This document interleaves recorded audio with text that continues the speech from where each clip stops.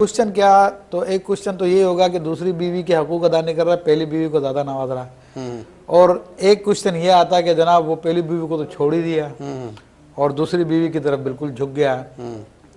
तो किसी की तरफ भी माइल हो जाए और एक को छोड़ दे, तो एक तो ये कि अल्लाह तबारक व तआला ने कुरान मजीद फुरकान हमीद में इसकी मुआवनत फरमाई। सही। और फरमाया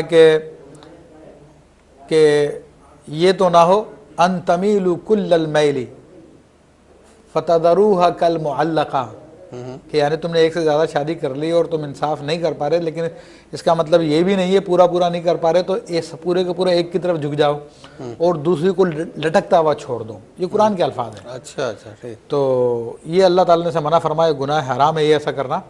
और फिर नबी करीम रऊफ़ुर रहीम सल्लल्लाहु तआला अलैहि वसल्लम की हदीस मुबारक है कि ऐसा शख्स जो दो बीवियों में से या एक से ज़ायद बीवियों में से किसी एक की तरफ माइल हो जाए तो कल बरोज़ क़यामत इस हाल में लाया जाएगा कि उसकी एक साइड बिल्कुल बेकार होगी, या अल्लाह। और एक रवायत में कि एक साइड बिल्कुल झुका हुआ होगा और एक साइड बिल्कुल बेकार होगी।